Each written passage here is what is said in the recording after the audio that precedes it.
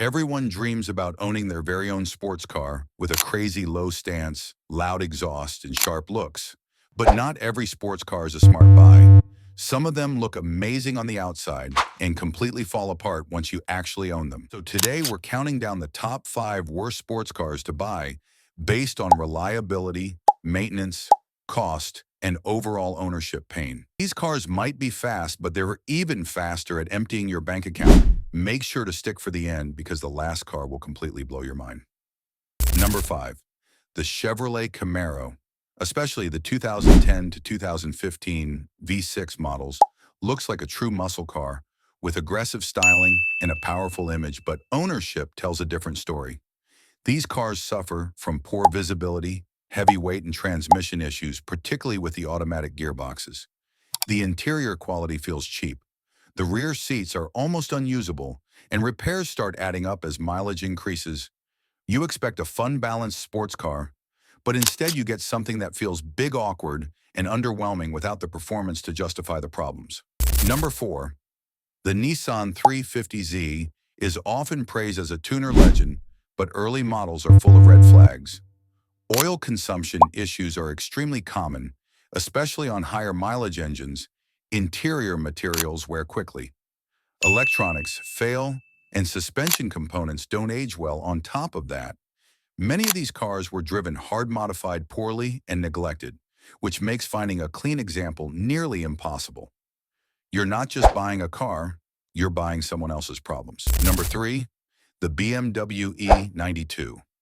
M3 sounds perfect on paper with a high-revving V8 rear-wheel drive and legendary handling, but in reality, it's a maintenance nightmare. Rod bearing failures can destroy the engine, throttle actuators commonly fail, and repairs are extremely expensive. Regular maintenance alone costs far more than most people expect.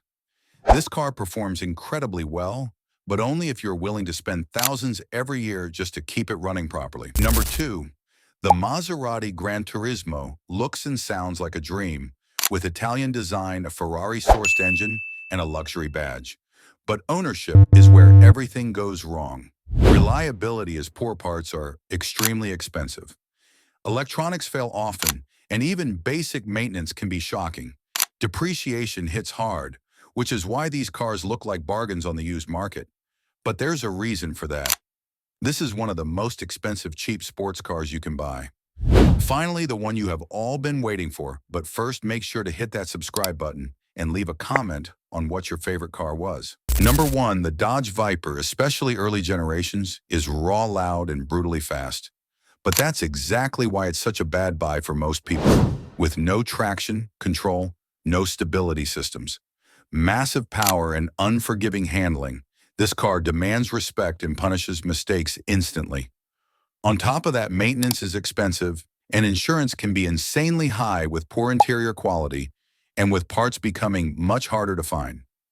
It's a legend, but also one of the least forgiving sports cars ever made. But most importantly, sports cars are about more than speed and looks. They're about ownership, experience, maintenance, reliability, and usability. These 5 cars might turn heads, but they also come with serious drawbacks that many buyers don't think about until it's too late. If you want a sports car, make sure it's one you can actually enjoy, not one that lives in the shop.